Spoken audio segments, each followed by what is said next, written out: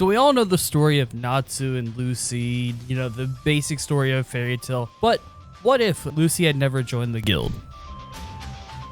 How's it going, guys? Foul Plays here, and today we're going to be discussing something a little bit different. Today we're going to be discussing what if Lucy had never joined the guild, the Fairy Tail Guild, you know, the one that we all know. It's the name of the damn show. You should already know this. But before we get into anything, go ahead and smash that like button down below, and don't forget to click that subscribe button so you don't miss out on any other videos. We got a lot coming out. But before we get into anything, we need to start off with episode 1. Episode 1. The episode that starts the whole story off. So what we need to do is we need to create a scenario that allows for Natsu not to meet Lucy, or for Lucy to never actually join the guild. So to have that split in the timeline, I decided to take the scene where Natsu ends up battling Salamander. Everything will play out as normal. You know, Natsu will end up meeting Lucy and the spell will be broken and all that. But the episode will end off with Lucy not ending up meeting Natsu and them traveling to go to the Fairy Tail Guild. This would be the first split in the timeline. We don't really know what would happen with the Salamander guy. We don't know what would happen to Lucy, so we're just gonna take Lucy out of the image. Now we're gonna head on into the Macau arc. Now the Macau arc, I'm gonna be completely honest with you guys, it will change drastically. Like, there's a lot that will change. Now, the question that we have first of all is, would they even go after Macau? Would someone else go after Macau? We don't know. But we're going to assume that Natsu would end up going after Macau. That's one of his guild mates, and Macau kind of was like a father figure for Natsu in the Fairy Tail Guild. So I would definitely expect for Natsu to want to go after Macau. I actually feel like this would actually be an easier mission for Natsu, since Lucy's not there to basically disrupt the mission of getting Macau back into the Fairy Tail Guild and all of that. And since Lucy's not actually there, it would actually make the mission kind of easier for Natsu.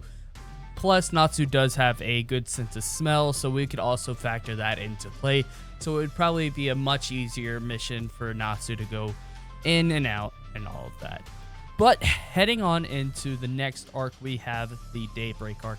Now the Daybreak arc is going to change a lot of stuff, especially since Natsu and Happy will actually become rich, since they ended up burning the Daybreak book.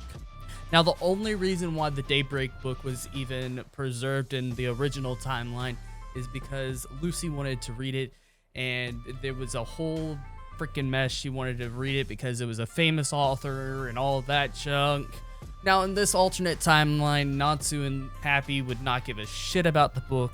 There would be no reason to not burn it, so they would just burn it and they would go on with their day. We would never get Virgo's keys going out into the world, or they would never end up going to Lucy and all of that.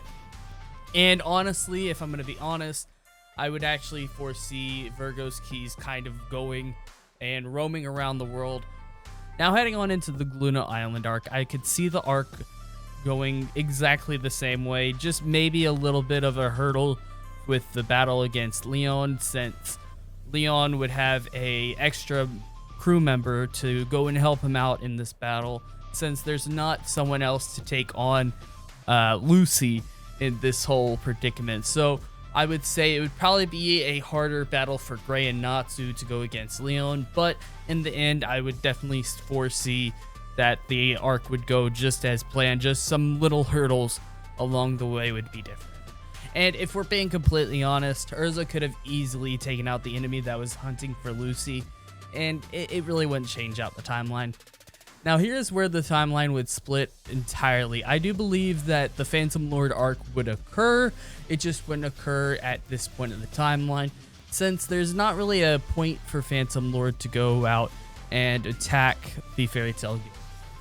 If anything, this would actually probably happen after the Tower of Heaven arc, or maybe after the Oracion Seis arc, or somewhere along that timeline.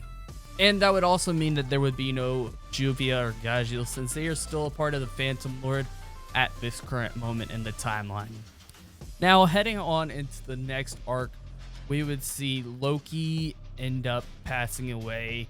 I could definitely see a episode of mourning for the whole guild, trying to think about him and what all they've done with him. Maybe there would be, an episode where they're remembering about how they had good memories with him, maybe a mission or two with them.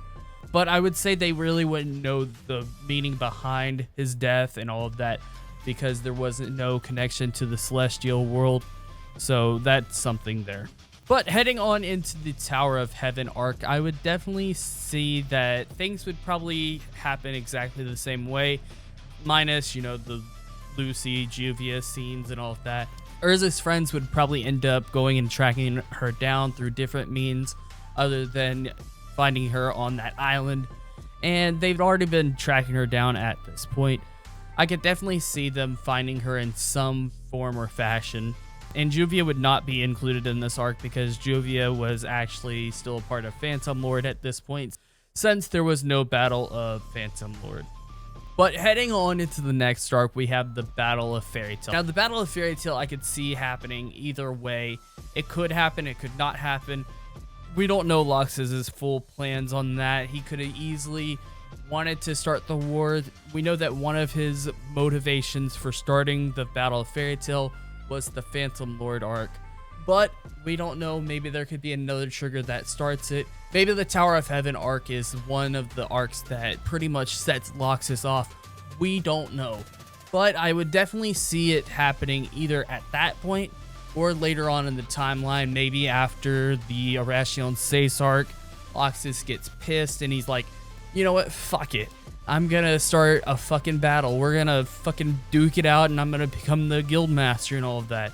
But I do see Natsu ended up kicking his ass if that's the case. Also in this arc, there would be no Gajil, so there is that little hindrance there for Natsu, since we don't really think that... I highly doubt that Gajil will want to help out him in defeating Loxus. So now heading on into the Oracion Seis arc, I could say this will probably occur the same way, if not even easier, since we wouldn't have Lucy there. And let's be honest, Lucy wasn't the best candidate to go up there. The only key moment was the Renometria, and that could be just replaced with a different person if we're being completely honest.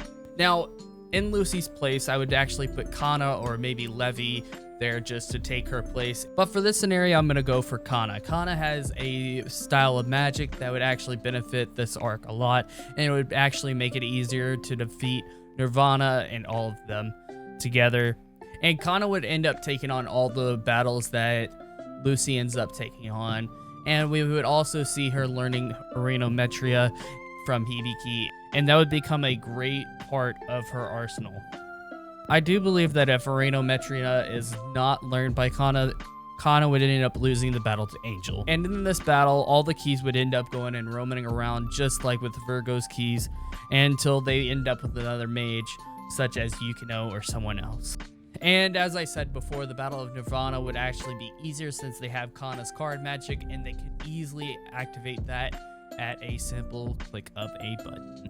And from there on out, the arc would actually proceed just like normal, with Wendy joining the Fairy Tail Guild and us figuring out all about her past.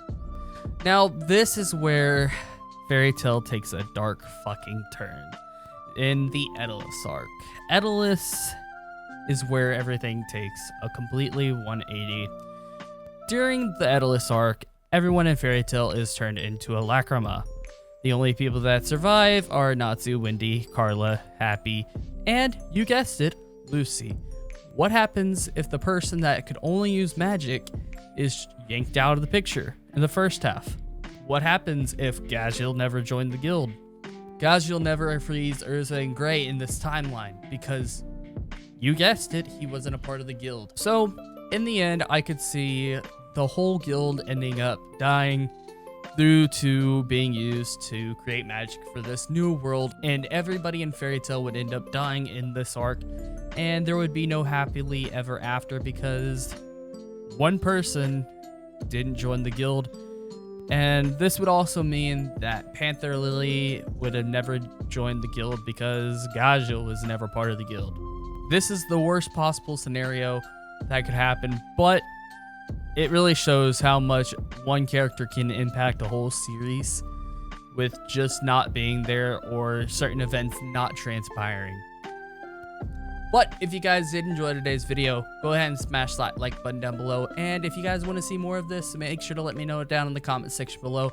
Let me know if y'all want any One Piece theories, if y'all want any fairy tale theories, if you want any Zero theories, anything, JoJo, I don't care. Let me know. Let me know down in the comment section below. And with that, I'm gonna get the heck out of here. I'm Foul Place, and I'm out.